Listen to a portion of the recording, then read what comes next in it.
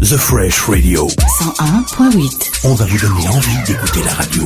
La séquence des questions piochées au sort. Alors ils sont nombreux à être déjà passés par cette séquence. Pierre-Laurent, tu vas devoir t'y coller toi aussi. Le principe, il est simple. Il y a des petites questions qui sont écrites sur les petits bouts de papier qui se trouvent juste devant toi. On part un peu dans tous les sens. Ça n'a pas nécessairement de rapport avec le Belzic Festival.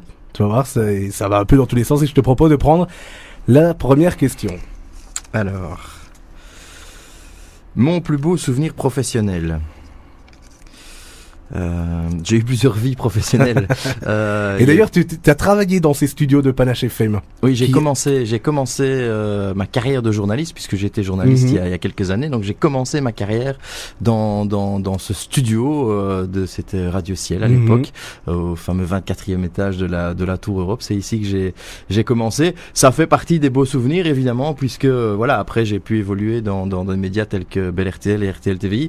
Mais c'est vrai que voilà, c'est le métier, ça prend aussi dans des radios comme celle-ci, comme Panache, comme Ciel à l'époque. Donc voilà, c'est là qu'on apprend aussi son métier. Ça reste un très très très bon souvenir. Il y en a eu évidemment plein d'autres avec ce que j'ai pu faire et découvrir à RTL avec voilà toute la carrière de Justine Hénin que j'ai eu la chance de suivre. Ça reste évidemment des excellents moments, des moments un peu plus durs, un peu plus forts, tels que le procès du trou que j'ai eu l'occasion de suivre. Bon, tout ça reste des moments assez bons qui me restent en mémoire en tout cas. Mais c'est vrai que revenir comme ça à l'endroit de mes débuts fait un peu de nostalgie. Un petit peu de nostalgie, mais voilà, toujours avec beaucoup de plaisir. Je te propose de prendre la question suivante. Mon plat préféré. J'adore la fondue bourguignonne. Eh oui, mais c'est vachement lourd pour l'estomac. Mais non, pas du tout.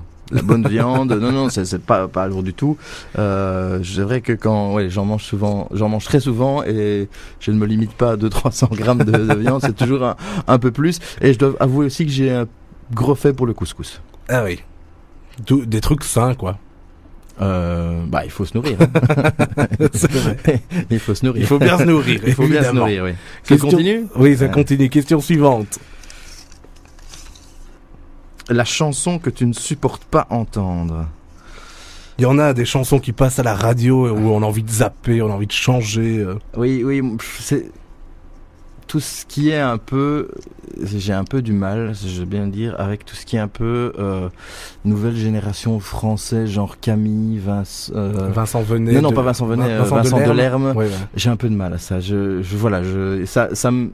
Ça ne me touche pas. Il faut que musicalement ça me touche. Ce sont des choses qui ne me touchent pas. De là à dire que c'est insupportable, certainement pas.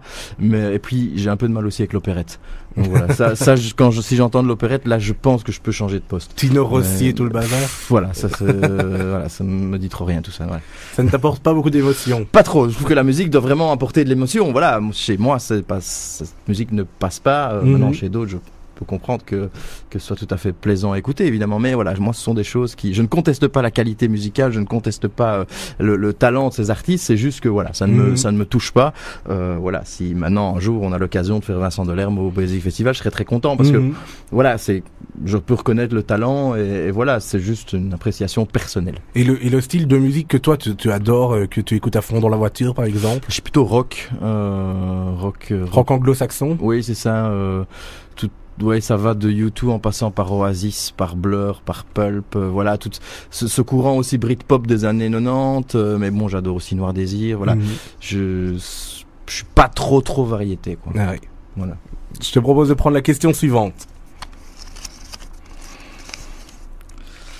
Le truc que tu oublies toujours. Il y en a pas qu'un, il y en a beaucoup. J'ai toujours tendance à, quand je vais quelque part, d'oublier mes clés, d'oublier mon écharpe si j'en ai une. C'est pas un truc que j'oublie à chaque fois, c'est des petits trucs que j'oublie de reprendre dans les endroits où je vais. Je ferai bien attention de bien tout reprendre ici quand je partirai tout à l'heure. Tu t'éparpilles un peu. Voilà. Je regarderai voilà, que tu reprennes tout. Je te propose de prendre la question suivante. Mon plus grand regret artistique, c'est clairement de ne pas être musicien. Ah oui, t'aurais aimé faire de la musique. Ça c'est bon. Il est jamais trop tard. Il n'est jamais trop tard, mais c'est vrai que je suis issu d'une famille de musiciens. En tout cas, mes grands-parents maternels étaient musiciens. Ma grand-mère pianiste. Mon grand-père était premier prix de conservatoire à Verviers en hautbois. Voilà, j'ai essayé, j'ai fait 2 ans de solfège, mais j'ai pas accroché. Mais maintenant, voilà, je suis un amoureux de la musique, mais j'accroche pas du tout. J'ai jamais réussi à m'y mettre, et c'est un regret de ne pas savoir soit de jouer du piano ou de la guitare. Si je devais un jour m'y mettre, j'hésiterais entre ces deux-là. J'hésiterais entre ces deux instruments-là. En effet, peut-être qu'un jour je vais m'y mettre, mais mon regret artistique, c'est celui-là. Et de pas faire de la musique. Voilà, ne pas être musicien en tout cas. Je te propose de prendre la question suivante. La phrase que tu dis le plus souvent. C'est peut-être une devise qui n'avance pas recule.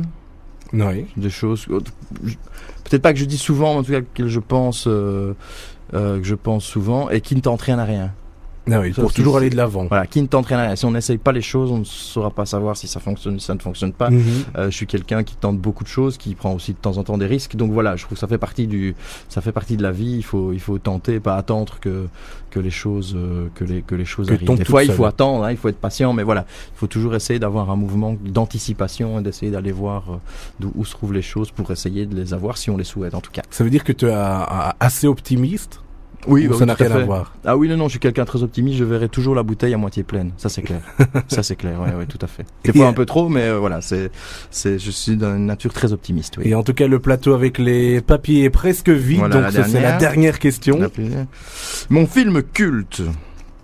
Bon, il y en a 2. Désolé, il y en a 2. Allez, on va prendre les 2. On prend les 2. Le premier, c'est arrivé près de chez vous. Ah, du grand Benoît Poulvord. Pour moi, ça passe pas chez beaucoup de monde, mais chez moi, ça passe vraiment très très bien. Chez moi aussi. Très, et alors, très bien. oui, ça c'est un film que j'ai vu. J'avais 17 ans, 18 ans, donc voilà, ça fait partie aussi du moment où on voit ce film la première fois, quand il est sorti en 92, je crois. Donc voilà, oui, du très très grand Poulvord. Et alors le deuxième, c'est un film de Jean-Marie Poiret avec Jean-Pierre Daroussin, avec Jean-Pierre Bacry, Gérard Lanvin, Christian Clavier. Il s'appelle Mes meilleurs copains. C'est une bande de copains, d'amis qui se retrouvent 20 ans après autour d'une vedette de la chanson qui est partie au Canada, qui a provoqué la séparation du groupe. Ils se retrouvent et ils évoquent tous leurs souvenirs. Il y a des flashbacks avec les années 60, 70. Oui, c'est un film il y a aussi de la musique là-dedans. Voilà, ça tourne autour de la musique. Oui, c'est un film de potes. Oui, s'il y a quelques réflexions assez terribles. Et moi, voilà, c'est un film. C'est mon deuxième film culte. Donc les 2 DVD à aller louer, c'est arrivé près de chez vous et Mes meilleurs copains. Mes meilleurs copains de Jean-Marie Poiret, film qui est sorti en 88, 89. C'est pas du grand cinéma. Franchement, c'est pas du grand cinéma. Mais voilà, c'est un film que j'adore regarder 2-3 fois par an comme ça. Ouais.